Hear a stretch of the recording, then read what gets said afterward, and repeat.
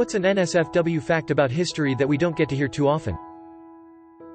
Pope John XII was interesting. He became pope in 955.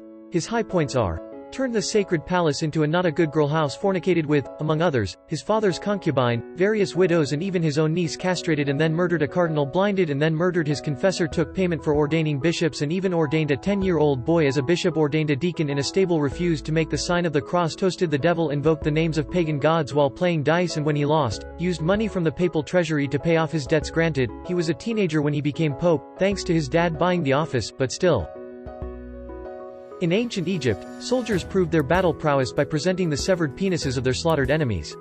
Traditionally, severed hands were presented, but in 1182 BC Libyans and other allies invaded Egypt and were defeated by the army of Ramesses III, and Ramesses suspected that some soldiers were claiming extra credit by presenting the hands of women as well as the male soldiers.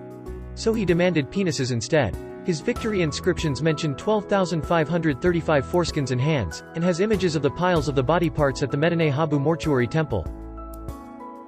All the documentaries you see about hieroglyphs in ancient Egypt neatly avoid showing you the fertility rites, where the pharaoh's phallus is inseminating the land. Hey there, are you subscribed yet? Please do. Also leave a like on this video to help out the channel. The dildo was created almost 1,500 years before the wheel. In 1488, an Italian noblewoman, Caterina Sforza Riario, locked herself in a castle to save herself from her enemies.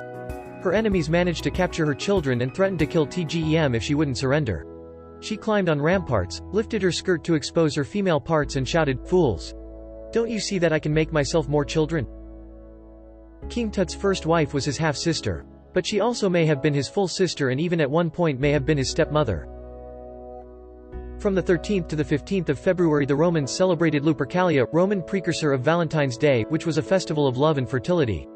Priests would sacrifice a goat and then cut the goat skin into pieces. Part of this they would wear on their heads, and other parts were cut into thongs.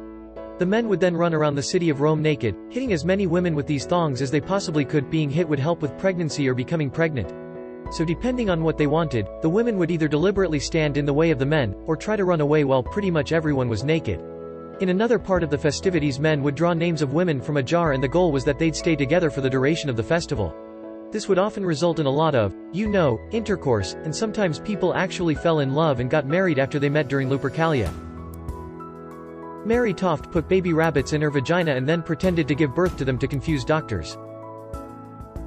Read about Captain Cook. He discovered Hawaii. They docked off, not a good girl right at harvest time. The natives thought they were fertility gods and sent their women in canoes to the ship. The crew had a blast year after year, until the natives figured out what was happening. I'm glad you are enjoying this video. Before we continue, don't forget to like, subscribe and leave a comment. Romans loved depicting sexual acts. On many everyday items, like oil lamps, combs, bowls, etc., you often see images of people ducking. Like poor asterisk, but in daily life. Pope Alexander VI might have held orgies where he kept track of men's climaxes while he held the position of pope, and also definitely had an infidelity fetish, especially with women whose wedding he'd officiated. He had 4 kids with one married noblewoman, and at least another 3 to 5 outside of that. Back during the Age of Sail, sailors would go months and months without any women or any privacy. When they'd get to port, hundreds of prostitutes would take boats out to the ships to greet the sailors, who would almost all have sex with at least one. This included the ship's boys. Like I said, there was no privacy at all. The crew would share one huge room, dozens or hundreds of men sleeping in hammocks slung 28 inches apart. So the ensuing copulation took place in the wide open, hundreds of people having sex all over the ship in plain sight. This wasn't a rare thing. It was almost universal, though some more religious captains wouldn't let the prostitutes on board. STDs were therefore incredibly common. When people complain about moral decay of society, it really just means to me that they don't know about history. Society is quite chaste today compared to much of the past. At the Temple of Aphrodite in Cyprus, overlooking the legendary birthplace of Aphrodite, young virgin girls would tie a bowstring around their head and await a man to come along and throw a silver coin of any value into their lap. The man would say, "I demand thee in the name of the goddess." The girl then had to have sex with the man. In this way the girl would make her first fruit offering to Aphrodite.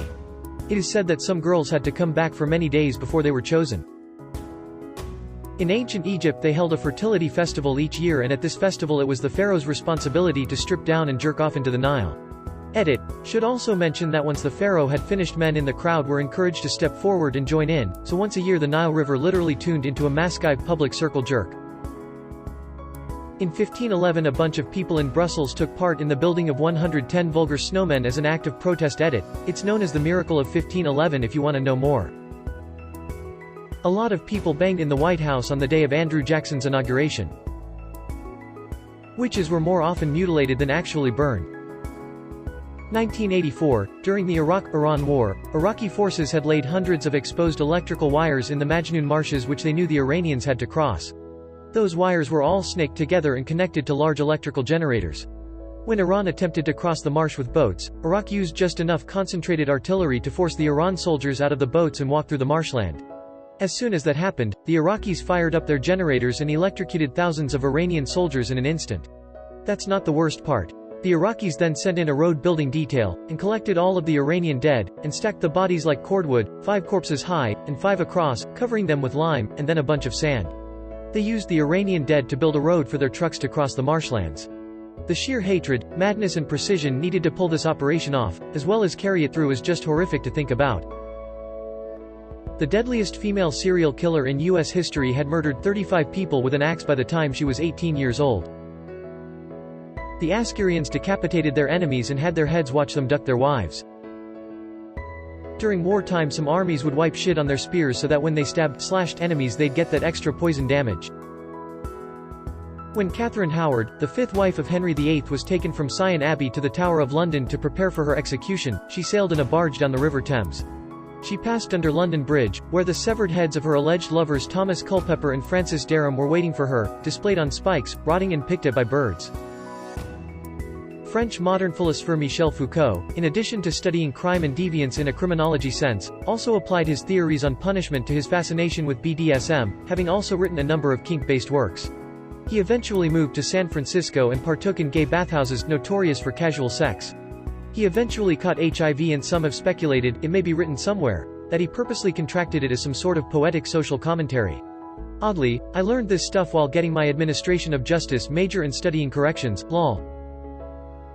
You know that one psychologist guy, Freud? Well, one time he was tasked with finding the testicles of an eel, so he got literally hundreds of eels so he could find their balls.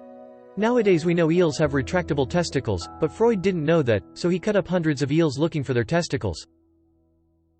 May have already been said, there are thousands of comments, but Pope Alexander VI threw a party that is referred to today as the Joust of Not a Good Girls. He had a large number of women attend a banquet he was throwing, get naked, and would scramble to pick up chestnuts that the Pope and other people at the party threw at them. This party was followed by Alexander holding a contest to see who could sleep with the most women by the end of the night.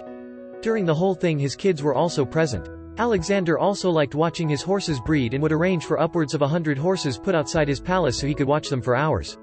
Edit. I'm aware that Sam O'Nella made a video with this guy in it. He did not invent Alexander VI, I knew about him for years. It was believed Edward II of England was murdered by a red-hot poker up his ass. Ways popes have died. Pope John VII was bludgeoned to death by the husband of his mistress when he caught them in flagrante delicto. John XIII met his end, so to speak, when a cuckolded husband rammed a poker up his bottom. Pope Leo VII suffered a fatal heart attack during sex with a page boy. In Pisa on St. Catherine's Day, students would search for and capture the fattest Jew they could find and demand a ransom of his weight in sweets. Source: The Great Mortality, John Kelly. I've read so much about Lyndon B. Johnson's pendies on Reddit it's unreal. In colonial America a guy was arrested and charged because he drew a lewd image of his wife in the snow. Puritans didn't appreciate the art. Benjamin Franklin had a fart fetish. There are letters that prove this where he writes to a woman about her flatulence. The author of Frankenstein lost her virginity on top of her mum's grave.